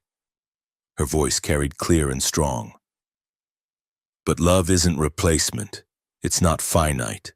The heart doesn't run empty. It grows to hold whoever needs holding." "Pretty words," someone called out. "But what about the example you're setting? Living with a man unmarried?" Sarah felt James move beside her, but she touched his arm, stilling him. This was her battle. "The example I'm setting," she said, "is that children matter more than reputation, that safety matters more than gossip, that sometimes doing right looks wrong to those who've forgotten what right means." "Listen to yourselves," James added. "You're so concerned about propriety that you'd send 2 girls back to a man who breaks their bones. What does that say about this town? About who we are?" Silence stretched taut. Then Tom Bennett's wife, Mary, spoke from the back. She must have left the girls with Tom after all. "I say it says we've lost our way if we're even having this discussion." The small woman pushed forward. "Sarah Coleman and James Thornton have shown more Christian charity than anyone in this room. They took in children who needed help. If that's sin, then I'll stand with the sinners." "So will I." Tom moved to stand beside his wife. "And I—" Doc Winters joined them. One by one, others followed. Not everyone. Mrs. Henderson and her ilk remained rigid with disapproval. But enough. More than enough. Sheriff Morrison, who'd been watching silently, finally spoke. "Seems to me this matter's settled, Mr. Blackwood. I've heard enough testimony tonight to question any claim you have on those girls. I suggest you withdraw your petition." Josiah's face went purple with rage. "This isn't over, and those girls are mine by right of blood." Blood," Sarah said quietly. "There was what you spilled. Family is what we built."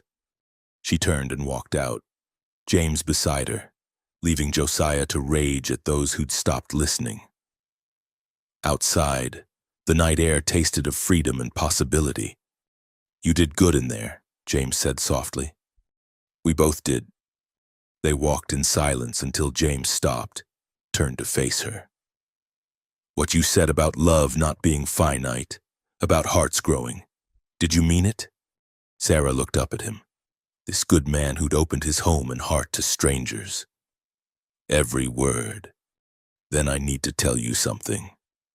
He took her hands, calloused fingers gentle around hers. "I'm falling in love with you, Sarah Coleman. Not because you remind me of Mary or because the girls need a mother, but because you're brave and fierce and kind. Because you stayed when leaving would have been easier. Because you make this house feel like home again." Sarah's breath caught. "James! I'm not asking for anything you're not ready to give. Just wanted you to know. Whatever happens, however long you stay, you should know you're loved. All 3 of you." She thought of all the reasons to be careful. The gossip that would intensify, the uncertainty of tomorrow, the weight of past losses. Then she thought of Margaret asking if they could just decide to be family. Sometimes the bravest thing was simply saying yes. "I love you too," she whispered. "It terrifies me, but I do." He pulled her close, and she rested her head against his chest, hearing his heartbeat strong and steady. They stood there in the darkness, 2 people who'd thought love was behind them learning it could bloom again in the most unexpected ground. When they returned to the ranch, they found Tom and his Mary playing cards with the girls, lamplight warm on faces no longer pinched with fear. Lucy ran to them immediately. "Did they say we could stay?" "They said a lot of things," James replied, lifting her up. "But what matters is we're together. All of us. Margaret studied their faces with those two wise eyes. "You're different." Something happened. Sarah smoothed the girl's hair. "We just remembered something important." "What?" "That family isn't about blood or law or what people think. It's about choosing each other, again and again, no matter what comes." Margaret considered this, then nodded. "We choose you too, both of us." Later, after the Bennets had gone and the girls were asleep, Sarah stood in Mary's sewing room, her sewing room now. She touched the sampler on the wall. "Bless this home." It had been Mary's prayer, stitched in careful thread. Now it was hers too. James appeared in the doorway. "Any regrets?" "About staying, about us?" She turned to him. "No. I'm done running from love because I'm afraid of loss." "You good?" He crossed to her, pulled her close. "Because I meant what I said. You're home now, all of you, for as long as you want." "A forever sounds about right," she said softly. Outside, wind rattled the windows, not threatening now, but familiar. The sound of a house that had weathered storms before and would weather them again. Sarah listened to it and felt something settle in her chest. Not healing exactly. The scars would always be there. But perhaps scar tissue could be strong too. Perhaps it could hold new love as fiercely as it held old grief. In the main room, one of the girls murmured in her sleep. Sarah moved to check on them, James beside her. They stood watching the two small forms curled together, safe and warm and theirs in every way that mattered. "My daughters would have loved them," Sarah whispered. "My boys too," James replied. They stood there together, holding their ghosts and their living loves with equal tenderness. Understanding finally that the heart was vast enough for both. Tomorrow would bring new challenges. Josiah wouldn't give up easily. The town would gossip. Winter would test their resolve. But tonight they had this: a home, a purpose, a family stitched together from loss and hope and the daily choice to keep showing up. It was, Sarah thought, more than enough. It was everything. The morning mist clung to the valley like a shroud when Sarah made her decision. She moved through the pre-dawn darkness with practiced quiet, gathering only essentials: the silver comb, the folded dresses, a piece of bread wrapped in cloth. Her hands shook as she penned a brief note, leaving it on the kitchen table where James would find it. "The girls need peace. My presence brings only trouble. Take care of them." She paused at the main room doorway, watching Margaret and Lucy sleep in their tangle of quilts and trust. Her chest ached with a physical pain, as if her heart was tearing along old scars. But wasn't this what love meant? Sacrificing your own wants for another's safety? The barn door creaked as she let out the old mare James had said she could use. Each sound seemed amplified in the stillness: the creak of leather, the horse's breathing, her own traitor heart beating its protest. She had made it to the gate when a small voice froze her. "You promised." Lucy stood barefoot in the yard, nightgown ghostly in the darkness. Her eyes held the particular devastation of a child who'd learned not to trust promises. "Hey, Lucy, go back inside." "You promised you'd always come back." The girl's voice broke. "You said we were yours." "You are, sweetheart. That's why I have to—" "No." Margaret appeared beside her sister, fully dressed as if she'd been waiting. "That's what adults always say. It's for your own good. You'll understand someday. But it's a lie. You're leaving because you're scared." Sarah dismounted slowly, knelt in the dirt before them. "Yes, I'm scared. Scared that my being here puts you in danger, that Josiah will use me as an excuse to—" "He doesn't need an excuse." Margaret's voice was flat, tired. "He'll come regardless. With you or without you. At least with you. We have someone else who'll fight for us. Mr. James will protect you. Mr. James loves you. Lucy's whisper carried the weight of observed truth. He looks at you like your sunrise, like our papa used to look at Mama before. She stepped closer. And you love him. So why are you running? Sarah felt tears track down her cheeks. These children who'd lost so much understood love better than she did. What if I can't protect you, she whispered. What if I fail you like I failed my daughters? Margaret knelt beside her, small hands surprisingly strong as they gripped Sarah's. You didn't fail them. Sickness took them. But running away, leaving us, that would be failing. Please, Lucy added, pressing close. We already lost one mother, don't make us lose another. Another. The word shattered Sarah's last defense. She gathered both girls close, feeling their tears mix with hers. How did you get so wise? She murmured into their hair. By losing things, Margaret said simply, and learning what's worth keeping. Dawn was breaking when James found them there, still clinging to each other by the gate. He took in the saddled horse, the carpet bag, Sarah's tear-stained face, and understood immediately. Going somewhere. His voice held no anger, only a bone-deep weariness. I thought. Sarah couldn't meet his eyes. Every time I go to town, people whisper the church meeting was just the beginning. I thought if I left, they'd find another reason to come after us. James dismounted, his movements careful. Sarah, you think you're the cause, but you're just the excuse. Men like Josiah don't need reasons. They manufacture them. She was going to leave us, Lucy told him, accusation clear in her young voice. Even though she promised. James studied Sarah for a long moment. Fear makes us do foolish things. Makes us think leaving is the same as protecting. He stepped closer. I know. I tried it myself after Mary died. Pushed everyone away, thinking if I didn't care, I couldn't hurt. You know what I learned? Sarah shook her head. The hurt comes anyway. But you face it alone. He reached out, touched her cheek gently. Don't make my mistake. Sarah, don't run from the very thing that could heal you. What if I'm not strong enough? Then we'll be strong together. That's what family does. Family.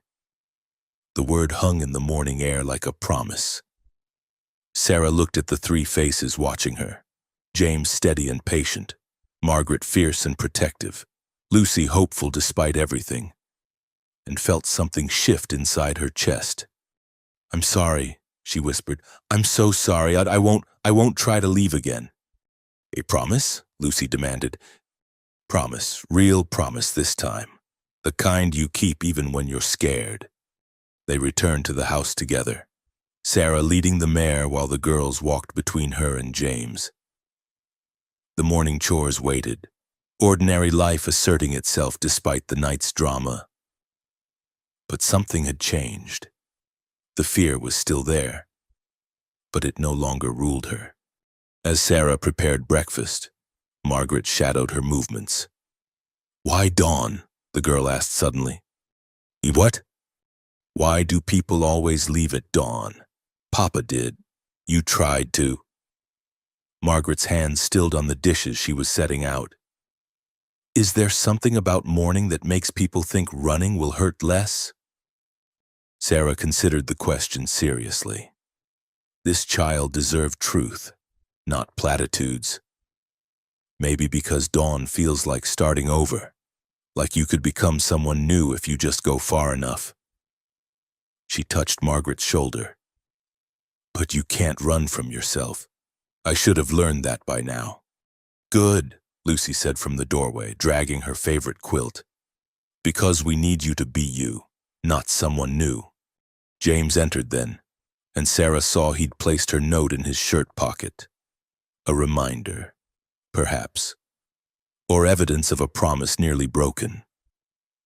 He said nothing about it, just accepted his coffee and touched her hand briefly. Forgiveness offered without words. The day passed quietly, but Sarah felt the weight of her near departure in every ordinary moment.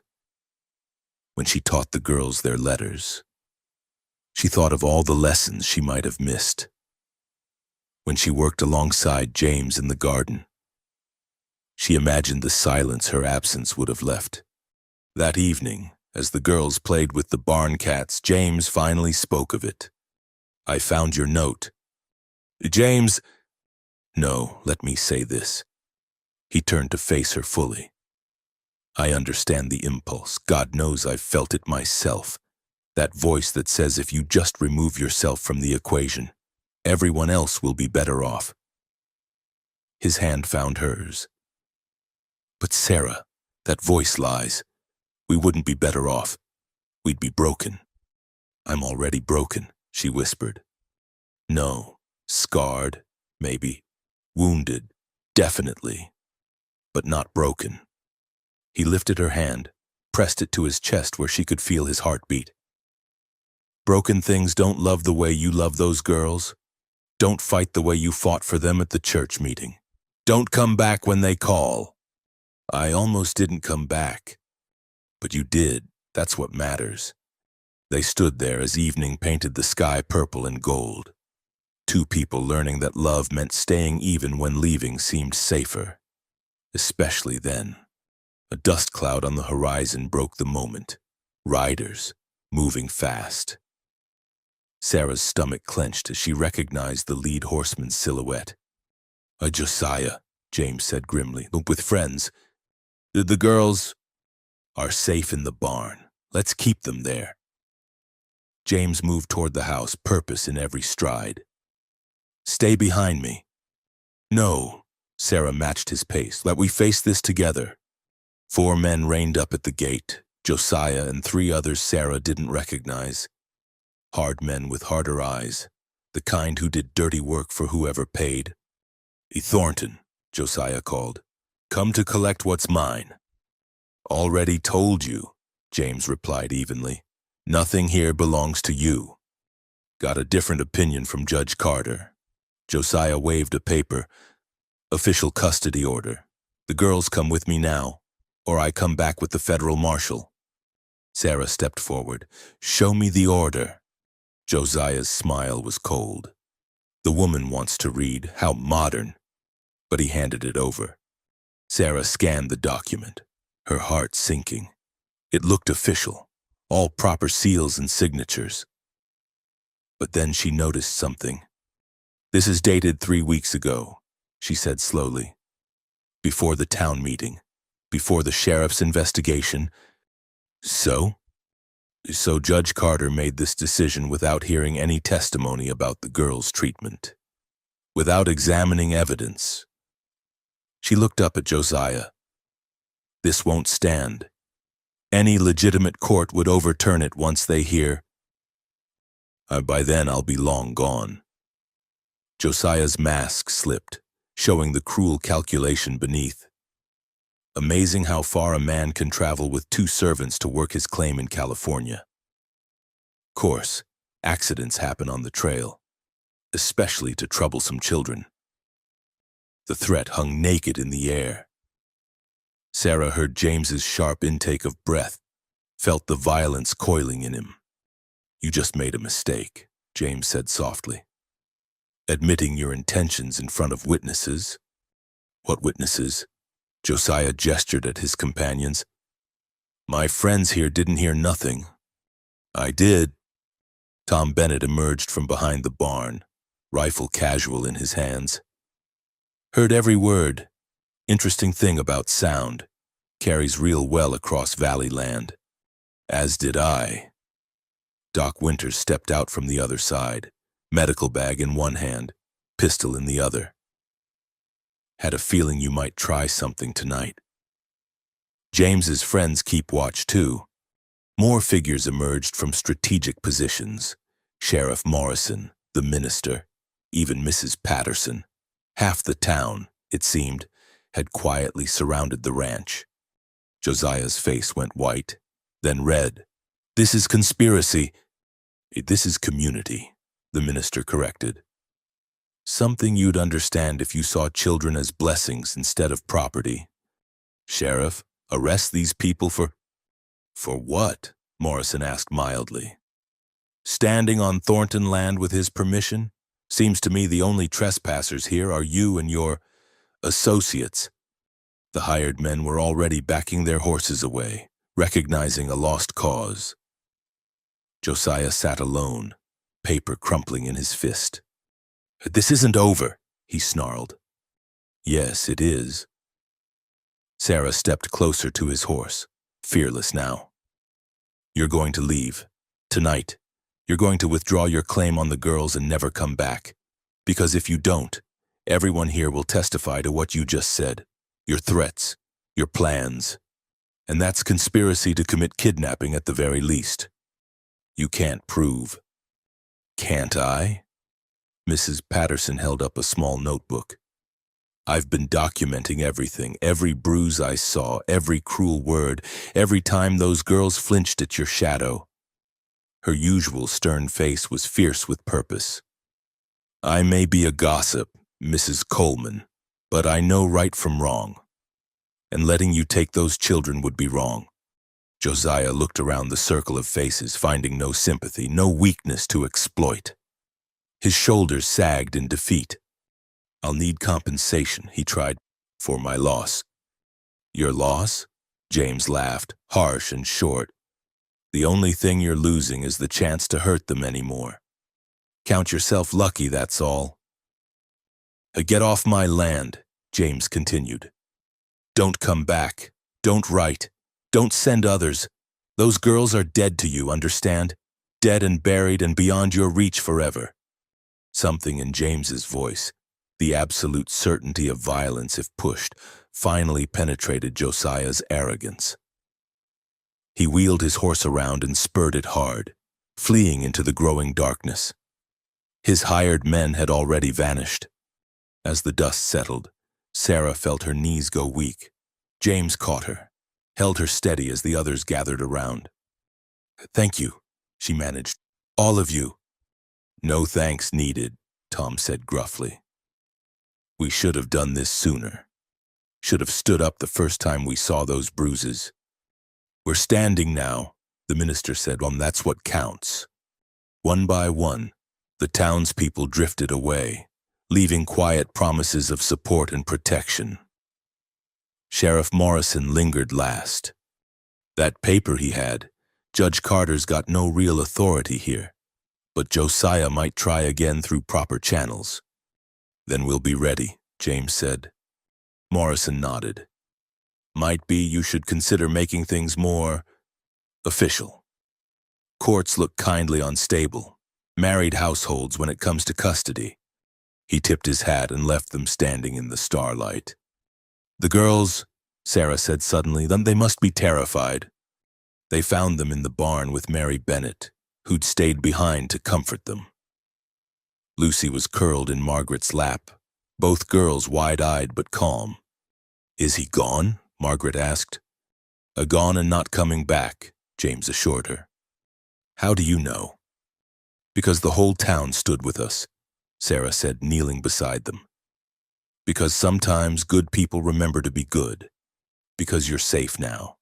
Truly safe." Lucy reached for her. "You won't try to leave again?" "Never," Sarah promised. "I'm sorry I tried and I was wrong." "Fear makes us all wrong sometimes," Margaret said, sounding ancient.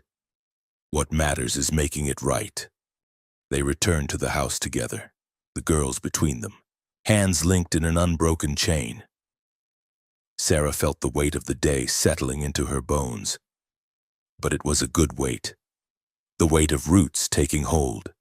Later, after the girls were asleep, Sarah stood on the porch where she'd tried to flee that morning. The night was peaceful now. Josiah's shadow lifted from their valley. "Morrison had a point," James said quietly, joining her. "About making things official." Sarah's heart stuttered. "James, I'm not asking tonight. Not after all this, but someday when you're ready, when the girls feel secure. He took her hand. Just know the offer stands. Always. She leaned into him. This good man who'd waited in the dark for her to return. Who'd gathered the town to protect what they'd built. Who offered forever without demanding it. Ask me again, she whispered. When the roses bloom. When the girls can stand with us. When joy doesn't feel borrowed anymore. I'll wait, he promised, however long it takes. They stood together watching stars wheel overhead. And Sarah thought about dawn, how she'd tried to use it for escape. But maybe Margaret was wrong. Maybe dawn wasn't about running. Maybe it was about choosing to stay and face the new day, no matter what it might bring. Inside, the girls slept peaceful at last. Tomorrow would come with its own challenges, but they would meet them together, all of them. A family forged not by blood but by choice, by showing up, by refusing to let fear win. It was, Sarah thought, the bravest thing any of them had ever done. The house felt different without Sarah's presence. James noticed it first in the small things. Coffee too bitter, bread slightly burned, the garden rose not quite straight. But mostly he noticed it in the girls' eyes, the way they kept glancing at the door as if she might walk through at any moment. 3 days. That's how long she'd been gone this time. Not fleeing, but searching. Lucy had developed a fever, nothing serious. But Sarah had insisted on finding a particular herb she remembered from her grandmother's remedies. The nearest place to find it was 2 days' ride into the mountains. She should have taken someone with her, Margaret said for the 10th time standing at the window. The roads aren't safe. Sarah knows how to take care of herself, James replied, catching himself before saying, Mother. That was a bridge they hadn't crossed yet, though the word hung unspoken in the air more and more often. But what if her horse throws a shoe? What if she meets bandits? What if she comes back safe like she promised? Lucy interrupted from her nest of quilts by the fire. The fever had broken, but she remained pale, treasuring the slate with practice letters Sarah had left her. James set aside his ledgers and joined Margaret at the window. She left markers, he said quietly. Strips of fabric tied to trees along her route, so she could find her way back even in snow. How do you know? Because I followed her the first mile, made sure she got that far safe. He touched Margaret's shoulder gently. She's not running away. She's running towards something, helping Lucy. That's different. Margaret leaned against him slightly, a trust that had been hard won. I still don't like it. People leave and don't come back. That's how it works. Not always, James said. Sometimes people leave and come back stronger. Sometimes going away is just another way of proving you belong somewhere. But privately, he worried too. The mountains held their own dangers, weather that could turn vicious without warning, paths that crumbled beneath unwary feet, men who'd fled civilization and its laws. He'd wanted to go with her, but someone had to stay with the girls. The choice had been agony. Protect Sarah or protect the children. In the end, Sarah had made it for him. They need stability, she'd said, packing her saddlebags with careful efficiency. They need to know you won't leave. I'll be fine. Now, watching Margaret's pinched face, James wondered if they'd made the right choice. That evening, as he tucked Lucy in, she caught his hand. Tell me about when you met her. Sarah? Lucy's eyes were heavy but determined. Tell me about the first day. So James told the story, how Sarah had appeared like a dust devil, dragging that broken wagon, carrying grief like a visible weight, how she'd reached for the girls without thinking, mother instinct overriding everything else. She looked at us like we mattered, Lucy murmured. Nobody had looked at us like that since Mama. Because you do matter, both of you. To her? I to her most of all? Lucy smiled sleepily. When she comes back, are you going to marry her? The question, asked with childlike directness, made James's breath catch. Would that be all right with you if I did? Margaret says marriage means staying forever, that once you say the words, you can't take them back. Your sister's smart. So you'd stay and she'd stay forever? That would be the plan. Lucy considered this with the gravity of someone who'd learned early that plans often failed. I think, she said finally, that would be good. To have parents who chose us instead of just got stuck with us. Parents. The word settled into James's chest like a key finding its lock. You know you can call us whatever feels right, James and Sarah, or Papa and Mama, Lucy whispered, testing the words. Maybe. When she comes back. When, not if. James held on to that certainty as he sat by her bed until she slept. The fourth day dawned gray and cold, autumn asserting itself with sharp teeth. James woke to find Margaret already dressed, his rifle in her hands. I'm going after her. No. He took the rifle carefully. You're staying here with your sister. She could be hurt, could need help. And leaving Lucy alone would help how? He gentled his voice. Margaret, I know you're scared. I'm scared too. But Sarah asked us to trust her. Part of loving someone is believing they can handle themselves. What if she can't? Then we deal with that when we know for sure, not before. Margaret's composure cracked. I can't lose another mother, I can't. James pulled her close, felt her tears soak his shirt. This child who tried so hard to be strong, to protect everyone around her. You won't. Sarah's too stubborn to let a little thing like mountains stop her. You know that. Promise? He thought about all the promises broken in this child's life, all the adults who'd failed her. I promise she's doing everything she can to come back to us. That's all anyone can promise, to try their hardest. It wasn't enough, but it was honest. Margaret pulled back, wiped her face with determined hands. Lucy needs breakfast. We'll make it together. They moved through the morning routine, but the house felt hollow. Even Tom Bennett, stopping by to check on them, noticed it. Your place feels different without her, he observed, accepting coffee. Everything feels different without her, Margaret said quietly. Tom studied James over his cup. You know, there's still folks in town saying you should make it official. Put all the gossip to rest. When she gets back, James said firmly. You asked her? In a way, she said to ask again when the roses bloom. Tom smiled. That's a yes, friend. Just dressed up pretty. After Tom left, the day stretched long. James tried to focus on chores but found himself checking the horizon every few minutes. The girls attempted lessons, but Lucy kept drawing pictures of herbs instead of letters, and Margaret stared at the door more than her slate. Then, just as the sun touched the mountains, turning them gold and crimson, hoofbeats, Margaret was out the door before James could stop her. Lucy right behind, despite orders to stay in bed.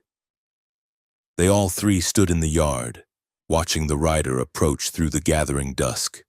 Sarah, hat gone, hair wild, clothes dusty, but whole and real and there. She barely had time to dismount before the girls crashed into her, nearly knocking her over.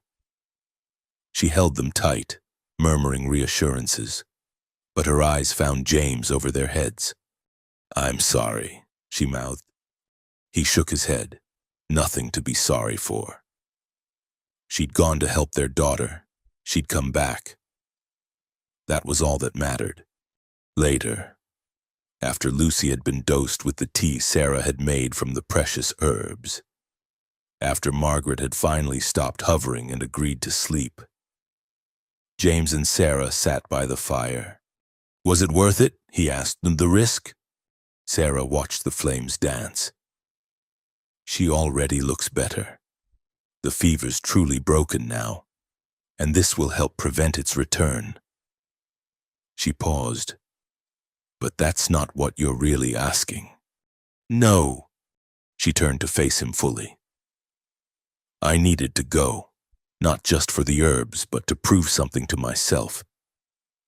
That I could leave and choose to come back. That I wasn't staying out of fear or obligation, but because this is where I want to be. And I thought about you all every moment. Worried about Lucy's fever, about Margaret's fears, about whether you were burning the bread." A small smile touched her lips. "I couldn't wait to come home." Home, the word hung between them, weighted with meaning. "The girls were terrified," James said quietly. "So was I. I know. But sometimes we have to do hard things to prove the easy ones are real." She reached for his hand. "I won't always be able to stay safe within these walls. None of us will. But I'll always come back. That's my promise." "Margaret called you her mother today. Not to your face, but—" Sarah's breath caught. "Did she?" "Lucy, too, asked if it would be all right to call us Mama and Papa. When you came back, she said, when, not if." Tears tracked down Sarah's cheeks. "Oh, I told her she could call us whatever felt right. But Sarah—" He squeezed her hand. "Spring feels very far away." She understood immediately. "You want to ask now about marriage. I want to ask every day. Want to make it real for them, for us, for the whole valley to see." He shifted to face her fully. "I know you said when the roses bloom." "Roses," Sarah interrupted softly. "Bloom when they're ready, not before." She touched his face. "But James, what if we planted them now, together? What if we didn't wait for spring to find us, but made our own?" "Is that a yes?" "That's a ask me properly and find out." James slid from his chair to his knees, her hands in both of his. "Sarah Coleman, you brought life back to this house. You gave my heart reason to beat again. You chose us when you could have kept running, and you keep choosing us every day. Will you marry me? Will you let me call you wife? Let the girls call you mother? Let us be the family we've already become." Sarah looked at this good man kneeling before her. Thought of all the reasons to say no, the gossip, the ghosts, the fear that happiness was just another thing to lose. Then she thought of Lucy's fevered trust, Margaret's fierce protection. The way home had felt like a living thing pulling her back from the mountains. "Yes," she whispered, and then stronger. "So yes, James, so yes to all of it." He rose and kissed her then, gentle and sure, a promise sealed. When they broke apart, two small figures stood in the doorway. "As we heard," Margaret said simply. "Are you pleased?" Sarah asked, suddenly nervous. Lucy flew to them, wrapping arms around both. "You're staying forever now, both of you and together." "Forever," Sarah confirmed. Margaret approached more slowly, but when she reached them, her hug was fierce. "Good," she said against Sarah's shoulder. "Good." They stood there, the four of them, while the fire crackled and the wind sang around the eaves. Outside, the first snow of the season began to fall, but inside was warmth and certainty and the peculiar peace of finding where you belong. "When?" Lucy asked eventually. "When will you marry?" Sarah and James exchanged glances. "Soon," James said. "Before the real snow comes, we'll invite the whole town, show them what family really means." "And we'll stand with you?" Margaret asked. "Both of us." "We wouldn't have it any other way," Sarah assured her. That night, as Sarah tucked the girls in, Lucy whispered, "Mama?" Sarah's heart stopped, then raced. Yes, sweetheart. Thank you for coming back. Always, Sarah promised. Always and always. In the main room. James had pulled out paper and ink, already making lists for the wedding. Sarah joined him, adding her own notes. Plans for a future neither had expected, but both now couldn't imagine living without. No more running, she said quietly. No more hiding, he agreed. They worked side by side as snow fell soft outside. And somewhere in the darkness, roses waited beneath the soil for spring. But in the warm heart of the house, love had already bloomed, messy and complicated and absolutely perfect in its imperfection. The children they'd saved had saved them in return. The family they'd built from broken pieces was whole.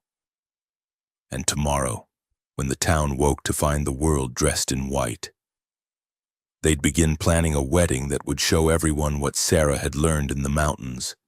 Sometimes going away is just another way of coming home.